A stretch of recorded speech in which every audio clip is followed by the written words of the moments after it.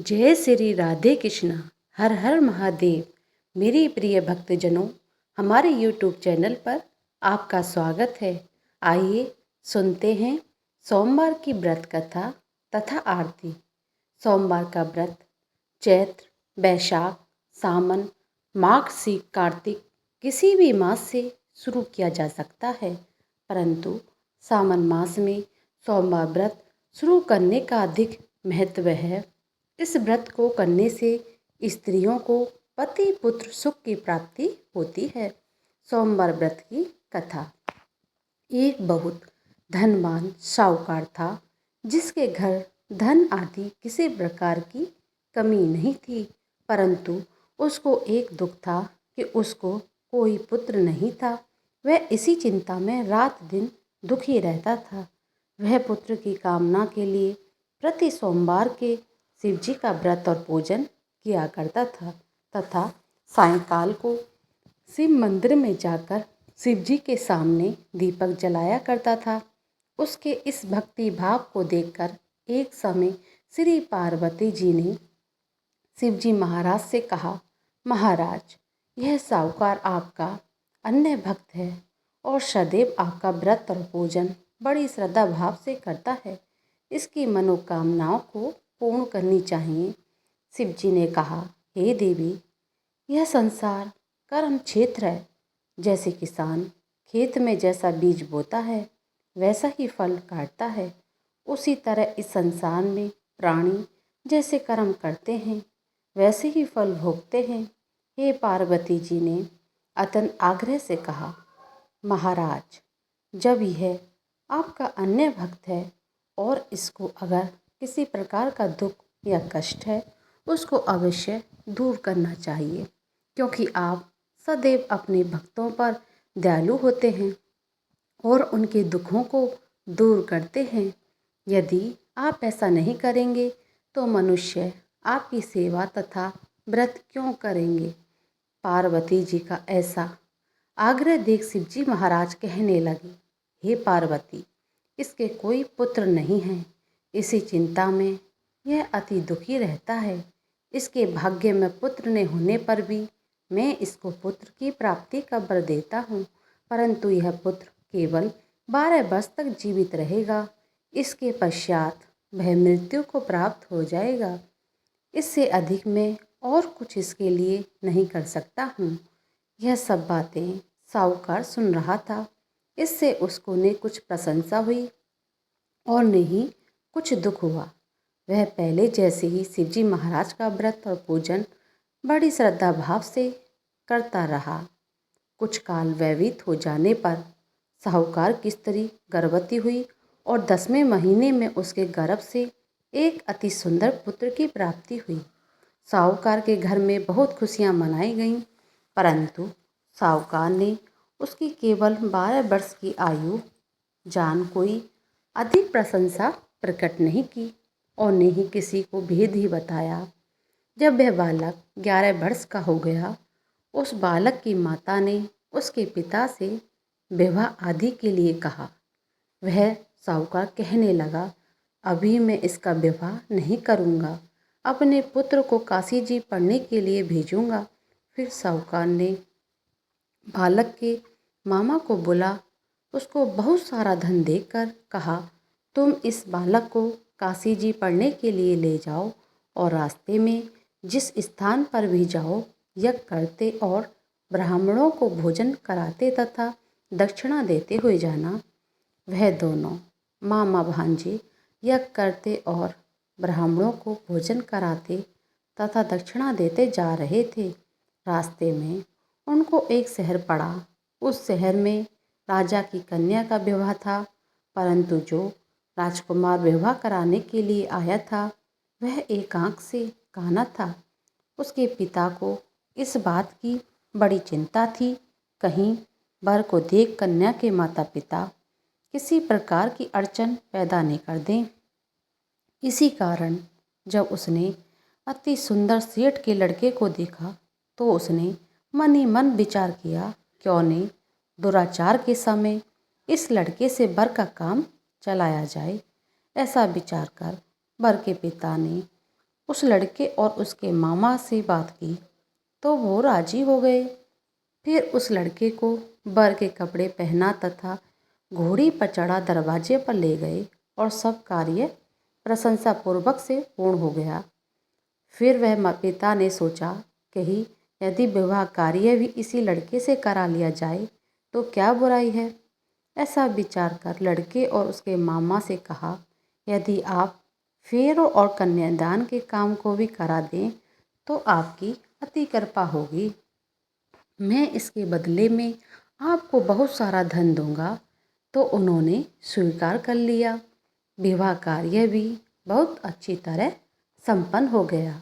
परंतु जिस समय लड़का जाने लगा तो उसने राजकुमारी की चुंदड़ी के पल्ले पर लिख दिया, तेरा विवाह तो मेरे साथ हुआ है, परंतु जिस राजकुमार के साथ तुमको भेजेंगे वह एक आँख से काना है। मैं काशी जी पढ़ने जा रहा हूँ। लड़के के जाने के पश्चात राजकुमारी ने जब अपनी चुंदड़ी पर ऐसा लिखा हुआ पाया तो उन्होंने काने राजकुमार के साथ जाने से मना कर दिया और कहा कि मेरा पति नहीं है, मेरा विवाह इसके साथ नहीं हुआ है। जिसके साथ मेरा विवाह हुआ है वह तो काशी जी पढ़ने गया है। राजकुमारी के माता पिता ने अपनी कन्या को विदा नहीं किया और बारात वापस चली गई। उधर सेठ जी का लड़का और उसका मामा काशी जी पहुंच गए। वहां जाकर उन्होंने यज्ञ करना और लड़के ने पढ़ना शुरू कर दिया। जब लड़के की आयु 12 साल की हो गई उस दिन उन्होंने यज्ञ रचा था। लड़के ने अपने मामा से कहा, मामा जी आज कुछ मेरी तबीयत ठीक नहीं लग रही है। मामा जी ने कहा, अंदर जाके सो जाओ बेटा। लड़का अंदर जाकर सो गया। थोड़ी देर में उसके प्राण निकल गए। जब उसके मामा जी ने आकर देखा तो वह मृत पड़ा है। उसको बड़ा दुख हुआ और उसने सोचा, अगर मैं अभी रोना पीटना मचा दूंगा तो यज्ञ का कार्य अधूरा रह जाएगा। अतः उसने जल्दी से यज्ञ का कार्य समाप्त कर ब्राह्मणों के जाने के बाद रोना पीटना शुरू कर दिया। संयोगवश उसी समय से पार्वती जी उधर से जा रहे थे। जब उन्होंने जोर जोर से रोने की आवाज़ सुनी तो पार्वती जी कहने लगी, महाराज कोई दुखिया रो रहा है, इसके कष्ट को दूर कर दीजिए। जब से पार्वती ने पास जाकर देखा तो वहाँ एक लड़का मृत पड़ा था। पार्वती जी कहने लगी, महाराज ये तो उसी सेठ का लड़का है जो आपके वरदान से हुआ था। शिव जी कहने लगे, पार्वती इसकी आयु इतनी ही थी सो वह भोग चुका है। तब पार्वती जी ने कहा, हे महाराज इस बालक को और आयु दे दो, नहीं तो इसके माता पिता तड़प तड़प कर मर जाएंगे। पार्वती जी के बार बार आग्रह करने पर शिव जी ने उसको जीवन वरदान दे दिया और शिव जी महाराज की कृपा से लड़का जीवित हो उठा। शिव जी पार्वती कैलाश चले गए। शिक्षा पूर्ण होने पर वह लड़का और मामा उसी प्रकार यज्ञ करते तथा ब्राह्मणों को भोजन कराते तथा दक्षिणा देते अपने घर की ओर चल पड़े। रास्ते में उसी शहर में आए जहाँ उसका विवाह हुआ था। वहाँ पर आकर उन्होंने यज्ञ आरंभ कर दिया तो उस लड़के के सास ससुर ने उसको पहचान लिया और अपने महल में ले जाकर उसकी बड़ी खातिरदारी की। साथ ही बहुत दास दासियों सहित आदरपूर्वक लड़की और जमाई को विदा कर दिया। जब वे अपने शहर के निकट आए तो मामा ने कहा, मैं पहले घर जाकर खबर कराता हूँ।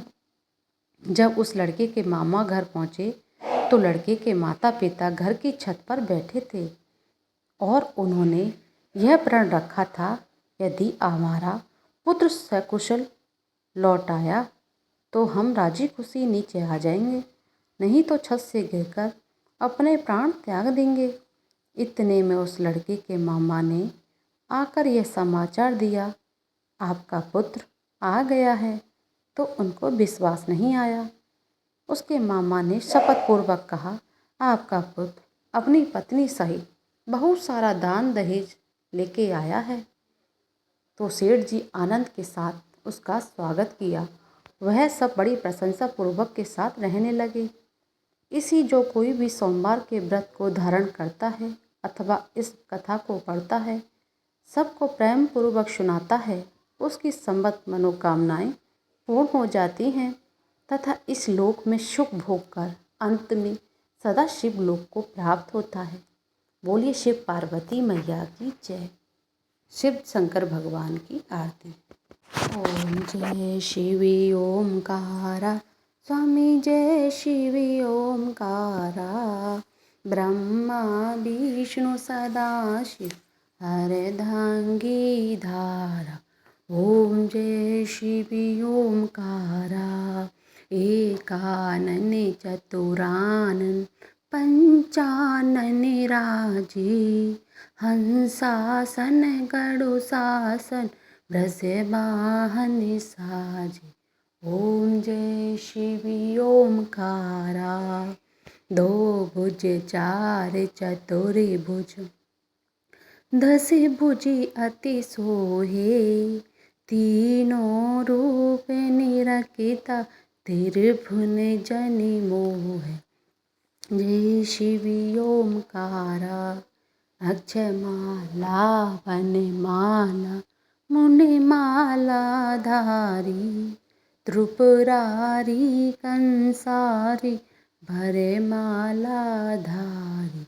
ओम जय शिवी ओमकारा, शतांबर पीतांबर बागांबर अंगे, सनकादिक ब्रह्मादि भूतांगी संग।